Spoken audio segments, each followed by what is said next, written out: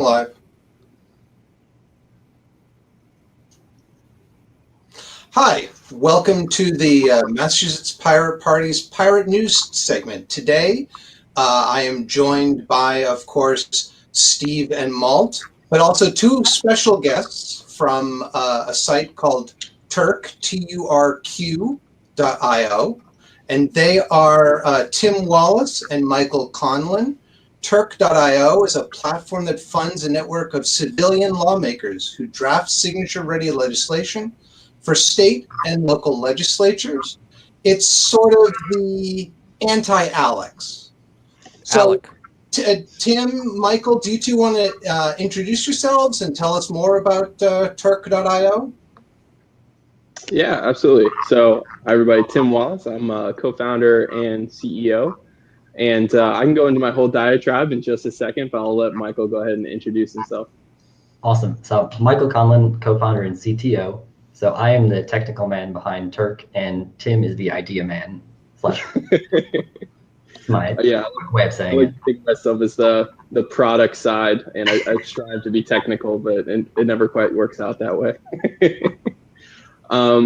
Yeah, so I appreciate the setup there, Jamie. So just a little bit of background on what our site, a little context of where the whole idea came from. So I actually ran for state senate down in North Carolina, which is where I originally come from.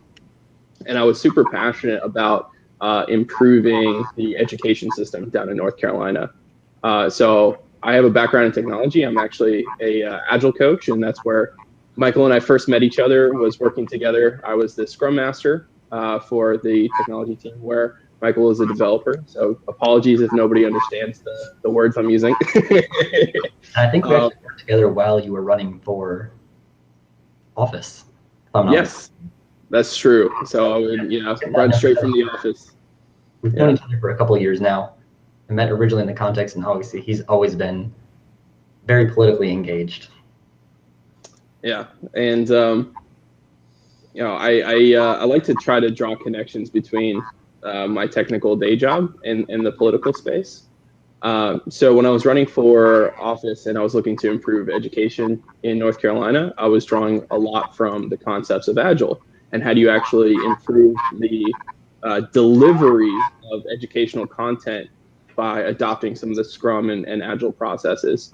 So that was my main focus when I was running for office. But that was a really transformative experience for me. I met somebody who would come to every single campaign event, and he would go up to everybody, whether it's running for state senate like me, or a representative, or Congress, or city council, or whoever they can get to listen, and they just wanted somebody to write a bill for them to improve the management of stray animals in cities. That was his big issue he cared about, and for the life of him, he couldn't get anybody to actually care about his issue and invest the time and energy to research the issue, find a solution, and create legislation out of that.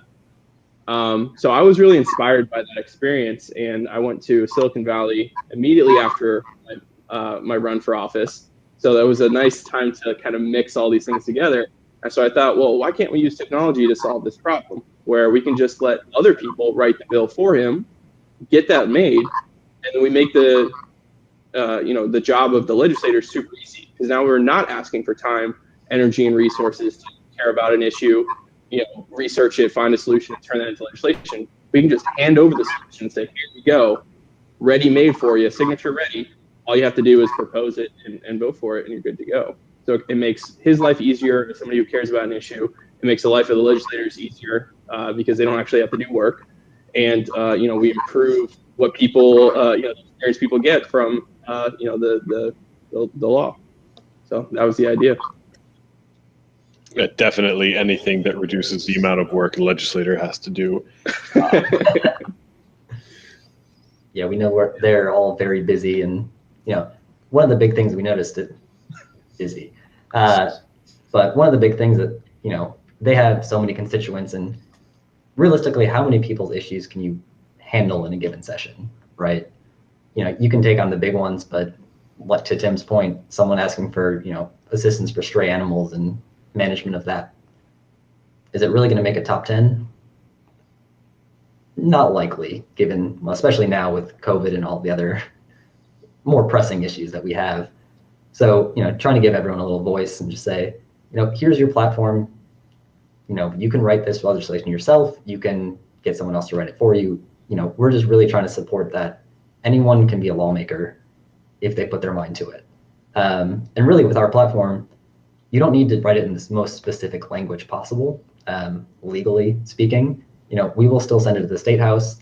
They will put it through committees. They will make updates and things like that. So it will be kind of legislature ready after that point. They're not going to change the content significantly, but they will make legal wording and updates like that.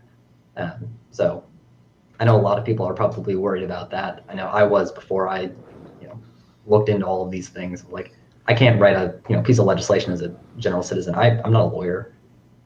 Things like that. Well, one of I think it was Larry Lessig who coined the terms East Coast Code and West Coast Code.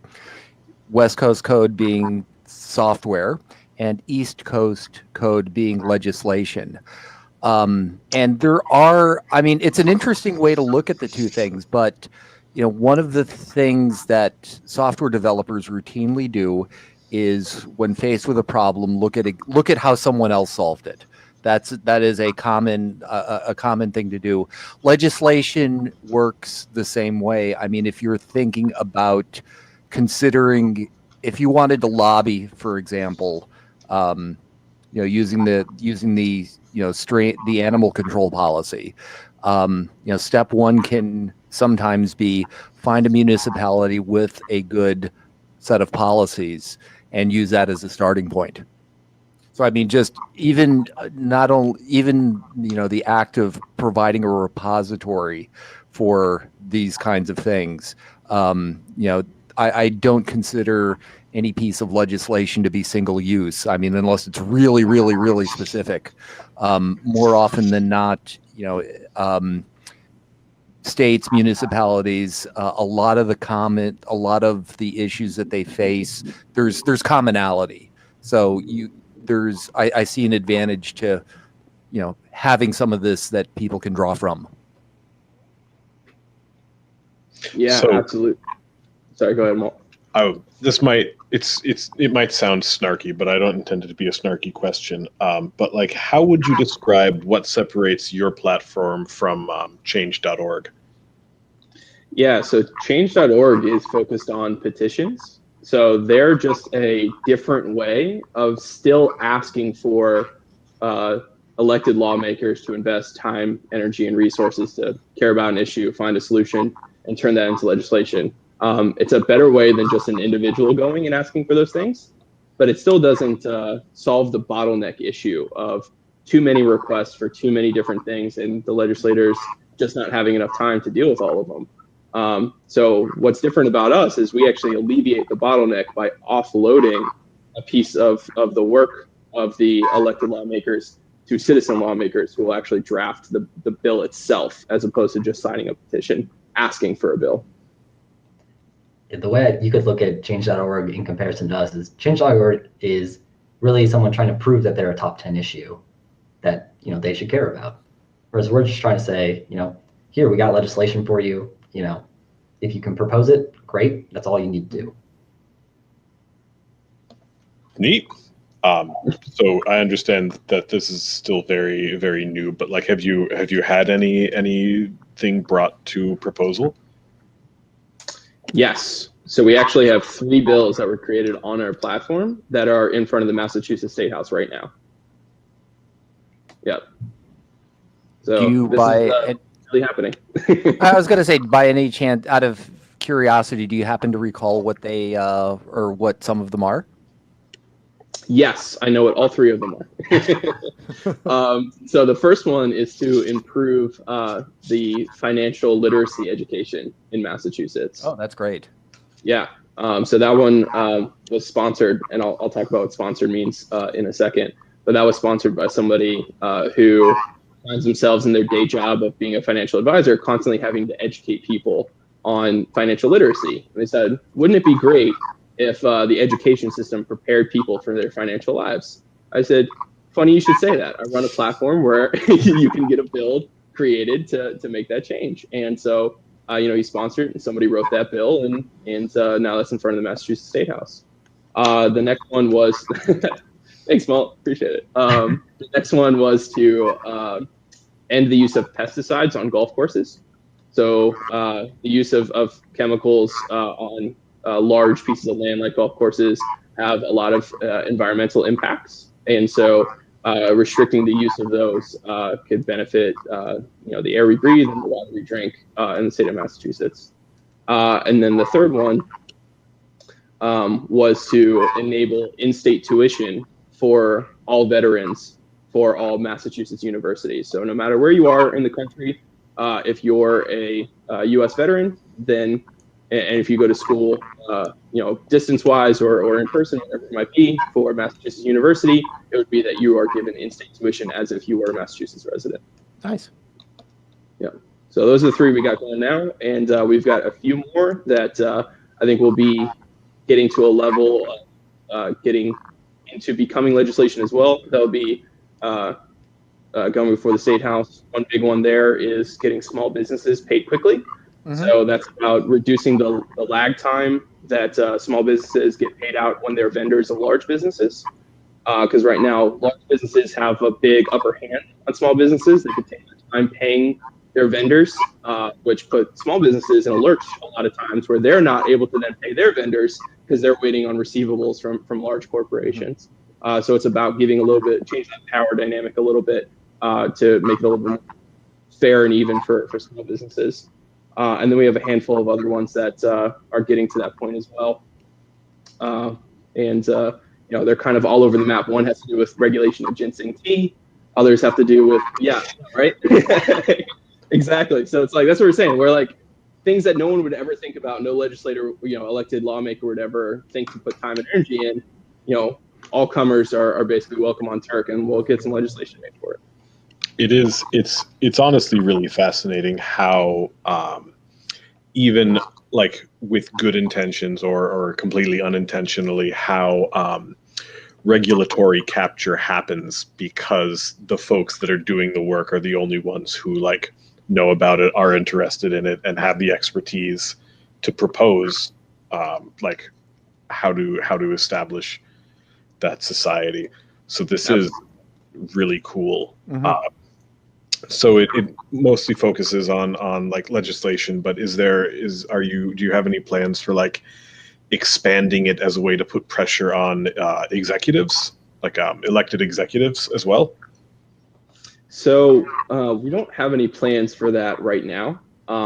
We think that the legislative space is a little underserved. Most folks in the civic tech space are pretty focused on the executive branch improving services there, making the world better or easier or more efficient for the executive branch. And we don't see a lot of people focusing on some of the issues that we see in the legislative branch. So we're keeping our focus there for now. I will say, long-term, whatever that means, 5 years, 50 years, something like that. One thing I'd really like to see is, just to introduce the idea of technology to, legislatures like this, really just push that idea to the forefront. And one of our goals, we're not there at this time, we're still very early on. We would love to get to the idea of, you can propose legislation similar to the way you would do software development in Git. So, distributed version control, anyone can make the change, still goes through approval processes, things like that. But, as software developers, we, most of us use Git pretty much every day, and we all love it, but, it's technically complicated. The average person is not using Git in their day-to-day workflow. But if we can, abstract that away a little bit and give them a Git-like flow through our site or any site and just push that into the national conversation and say, hey, we can prove that it kind of works, and see where it goes from there. That is the one area I'd love to put pressure on them. I mean, I was talking with Tim and Michael about this earlier, and sort of lamenting that people who do software development have document control down to a science. I mean, basically, you can take any piece of text in computer code, and the system that manages dealing with changes, and your repository for this information will tell you who changed it and when, what was there before. It can show you lineage and all other sort of neat stuff. This does not exist for your average your average piece of legislation. I can speak personally trying to track down the provenance of things in some of my local town bylaws, and it's an exercise in patience sometimes. It's honestly, I'm shocked that we are still a year into COVID and so many other industries still have no idea how to remotely collaborate. Like I'm trying to write just jokes with like 3 other people, and it requires a minimum of like 4 Google documents. Yeah, I mean, the Git version control is such a useful way of managing all of that, right? And that's why I love, Steve, your bringing up the Lawrence Lessig East Coast Code and West Coast Code, right? Because I really think you can treat them as different sides of the same coin. Code is code, right? Whether it's the legal code or software code, and you could use GitHub to do exactly what we're doing. For any of the audience members out there who know GitHub, and this concept of Git law isn't something that's new, but in the experience that we've had, is we're taking a lean startup approach to Turk.io. So we're trying to iterate on the platform, really put it in the hands of real users, get feedback, and iterate from there. So one thing we learned pretty quickly from that experience is that the layperson, the non-developer, just doesn't feel comfortable using something like GitHub. So that's why Michael mentioned about abstracting it away and an alternative user experience, right? So that's a big thing of what we're trying to do, is make this something that's simple and straightforward to use for an everyday person, a non-intimidating experience for an everyday person is the way we like to say it. Yeah, I mean, there's plenty of precedent for that. And it is a good approach in general. I mean, if I'm not mistaken, Slack started out as a fancy front end for IRC. So you can totally work with that. Yeah, something we found too, just continuing down the non-intimidation route. We've been talking a lot so far about the actual creation of the legislation itself. But something else we learned along the way is that not only from a technology standpoint, but Michael mentioned how a lot of folks assume you need to be a lawyer to write legislation, which is not at all the case. There's an intimidation factor to the content of creating bills as well. So I mentioned earlier that I would highlight what a sponsor is. So with our platform, you can absolutely be the one to create the actual bill. But if you find that intimidating, you don't actually have to create the bill. You can, through us, just be the one to get an issue submitted. And you can also rally people to crowdfund towards that. That crowdfunding is what goes towards paying the people that are the ones who actually draft the bill itself. So I mentioned earlier, we've had some things sponsored. That's what I meant by sponsor, is that kind of that torchbearer of, hey, this is an issue I care about. Will people come in with me, collaborate on pulling some funds together so that we can get that drafter of the actual bill itself paid out, so that person is compensated for their time. Then we pipeline that bill that they created into state and local legislatures. So is there a way within this, or maybe as a future enhancement, if it's not already there, I have an idea for a bill, right? And so I propose, here's the idea for a bill.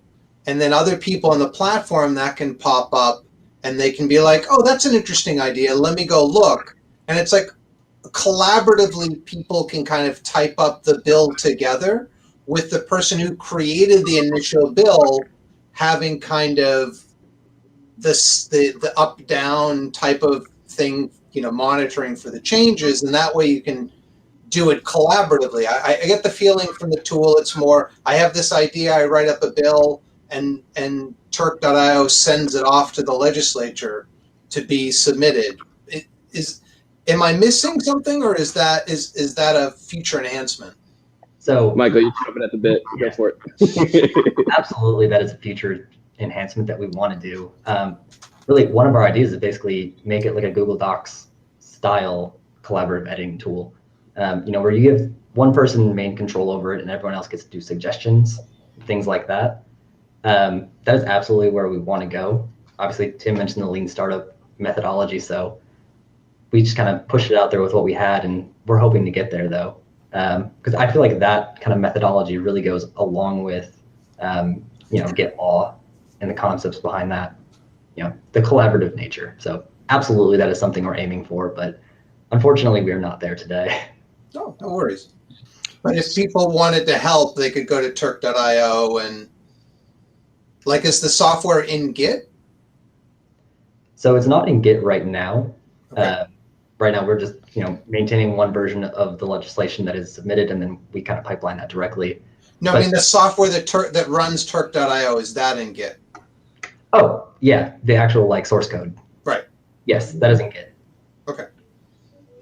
So if people contact you, then they could find out where that is, and then start here's an enhancement, and start writing stuff.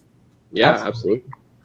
It's open sourced. We have a GitHub user called TurkPBC. So you can look that up or email us and we can give people a link to it, things like that. But absolutely, that is in Git. And anyone who wants to help contribute, we would love it. It's a passion project for Tim and I right now. So it's anyone who shares that same passion, we'd love to collaborate. So I like that having one person with up-down power on it, because I think that would help a lot to avoid the I don't know if there's an actual name for it, but like the Wikipedia editor problem. Yeah. Where it's called an edit war. Yeah. So I'm wondering, do you have anything else in community controls for helping to keep things moving and not falling into internet arguments?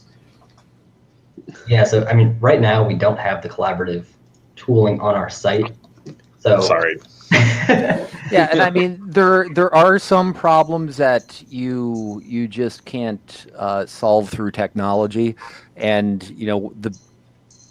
there are times when I've gotten into edit wars with my colleagues, and usually the best thing that you can do is just walk over and say, "Hey, we should talk this through."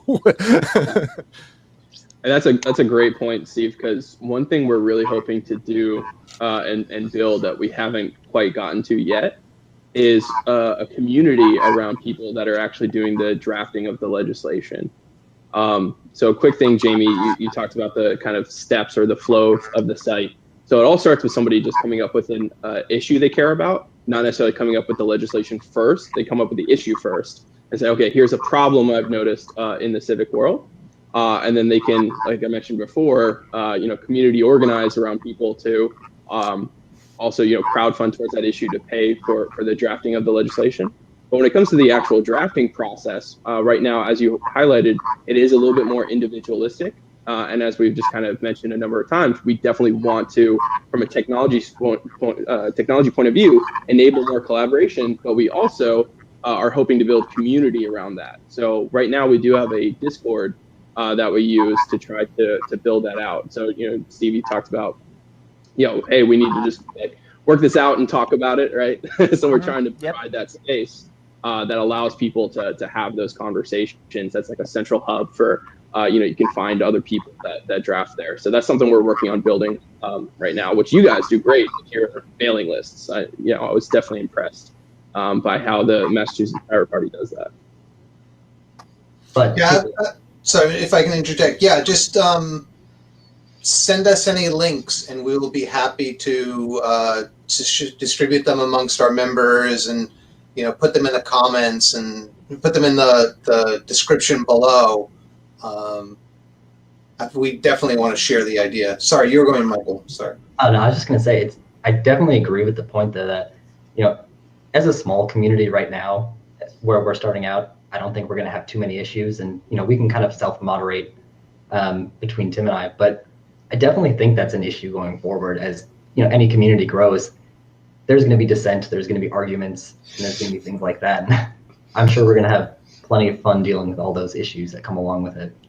Hopefully not, edit wars like Wikipedia level, but you never know.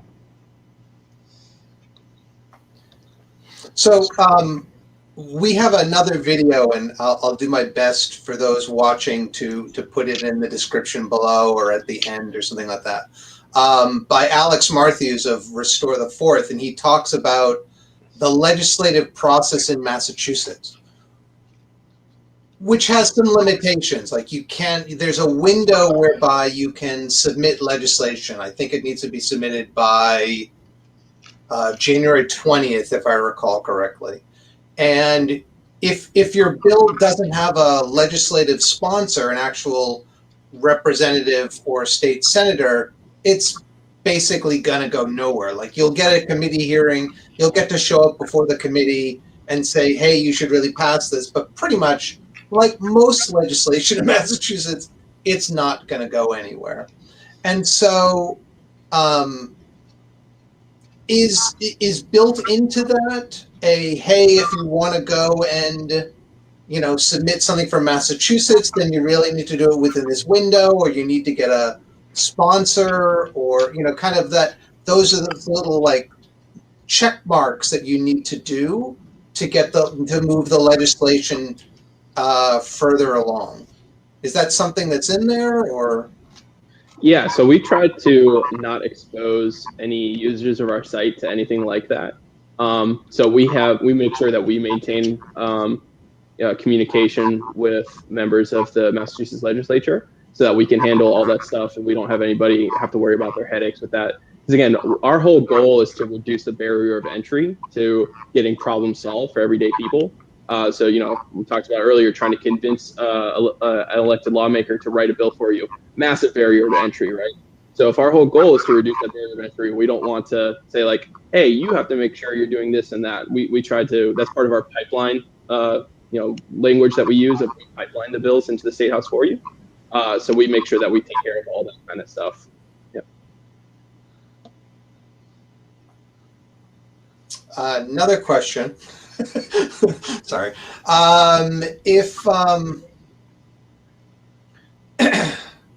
So one of the unfun things about Massachusetts is the legislature, in its infinite wisdom, will wait until practically the last minute to schedule hearings. Yeah. And having a tool that it's like, okay, you submitted this legislation, now here's an email, we just got a notice that in 3 days is the hearing, would be great. And I'm curious if that's something that's built in, or if that's something for the future. Yeah, so again, our thought process up to now has been to not burden our users with that stuff. The idea is that we would handle all of that. So if there is ever, an appearance before a committee or anything like that, our goal is for us to handle that so that our users don't really have to be bothered with that kind of stuff. But I thought that's a great idea you just brought up. So I would like to see it added to our platform. So I say that, I joke about like, oh yeah, it would be great if it did that. But, we're in constant iteration. So we're improving the platform every day. We've got a whole long list of stuff we want to do to the platform to improve the experience for our users. That sounds like a great one. And, it's definitely an option for the future. So I don't think that. Oh, Right. I was going to Go, Steve. That I don't think that's necessarily a shortcoming of the Massachusetts legislature. I mean, it happens at the local level too. The operative phrase being "nothing motivates like a deadline." Right. I mean, you were talking about kind of building support for legislation. So I was thinking, if there's a note, if people can go and say, thumbs up on the legislation, or like, or whatever, or even I'm interested, and then that way they get the notice that there's a hearing coming up. Yeah. So it becomes a way of organizing people around it, while, as you said, not burdening the person who created it. Yeah.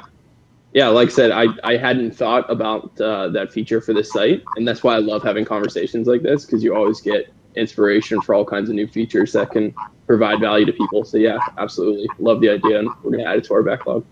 Cool.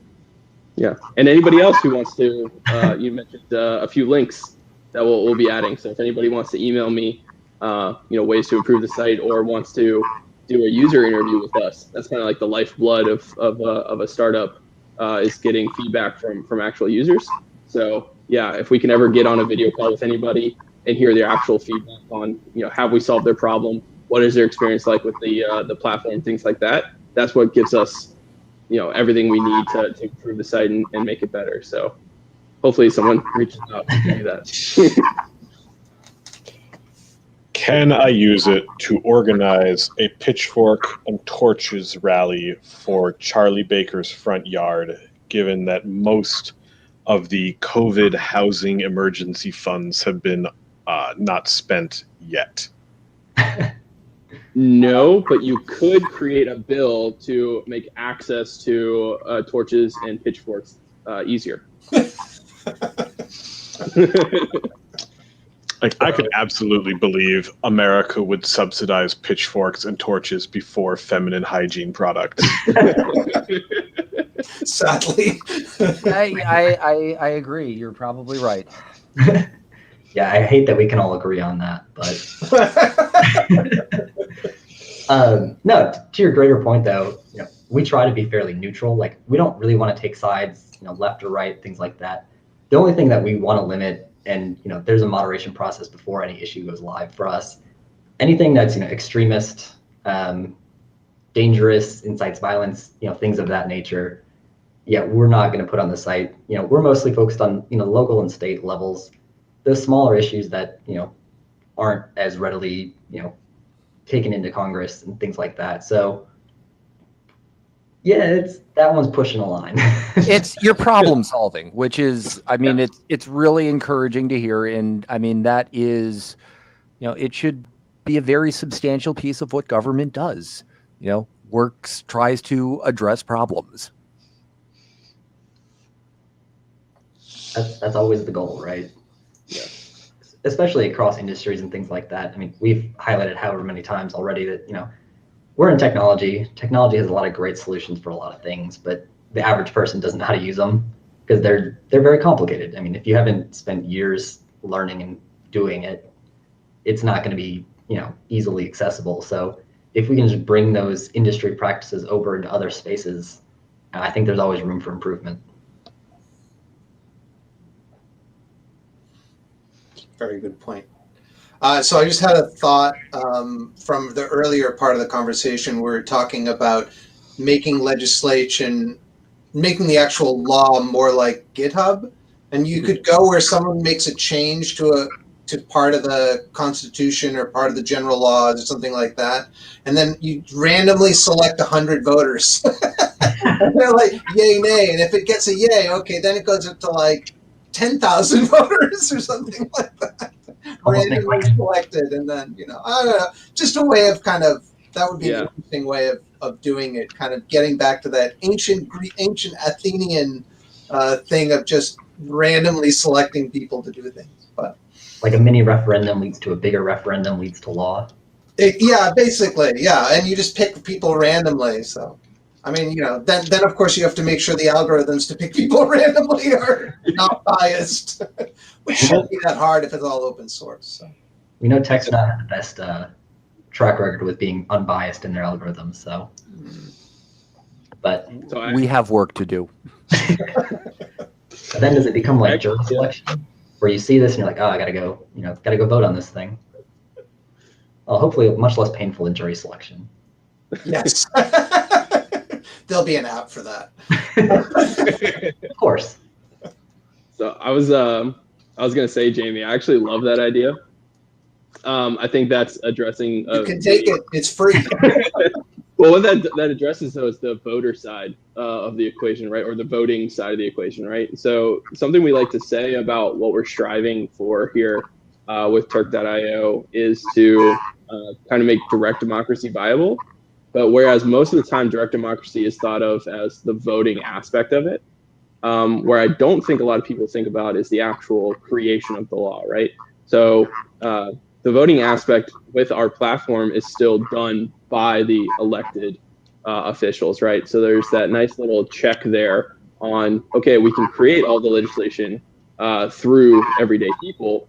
And then there's that nice little check of we still have the elected official aspect of it to be the final approvers of, voting it into law or not, which we found with our interviews with the public that provides a sense of relief that it's okay to go ahead and participate in the process of drafting legislation if that kind of check or safety net of having elected officials still vote on it is still there.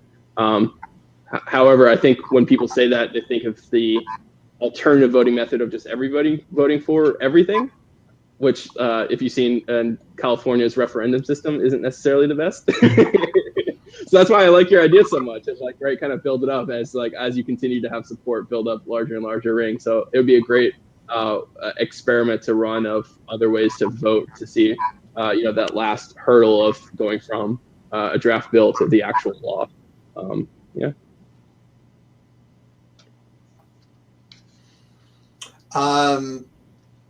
Steve, Malt, do you have any other questions?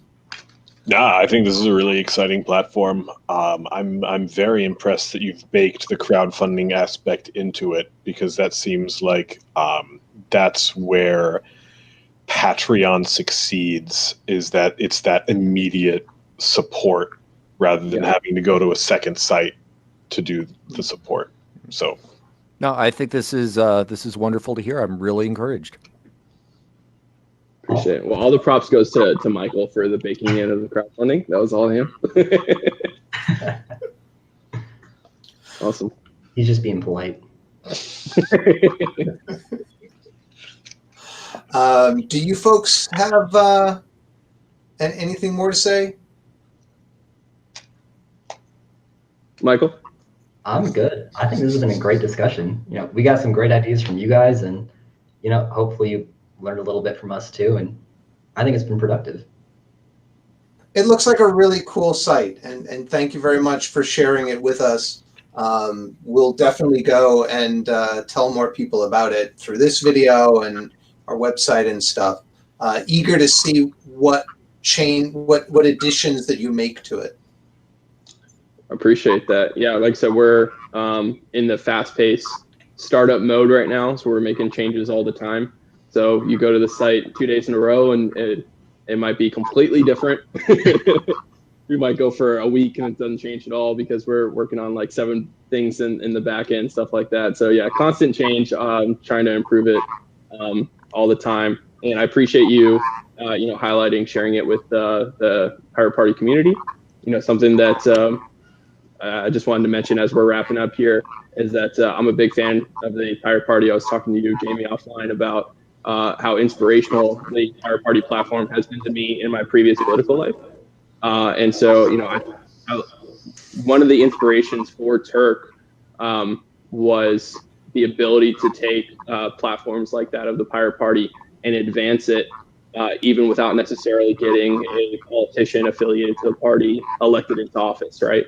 I love the idea of people running as Pirate Party candidates. I love advocating towards existing elected lawmakers for Pirate Party platform items. It's hard to say those 3 P's in a row. Pardon me.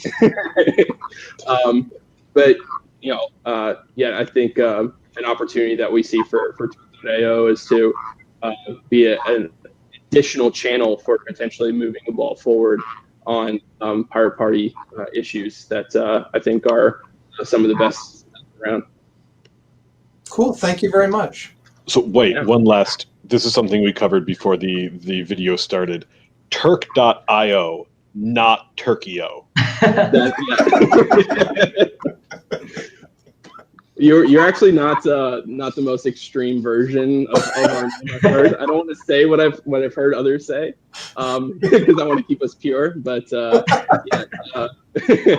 yes, Turk.io, TURQ.io. I know it's short for turquoise. That's our branding color, and I don't know if you can tell by my lighting in this room, but I always wear turquoise shirt. If Live streaming is on.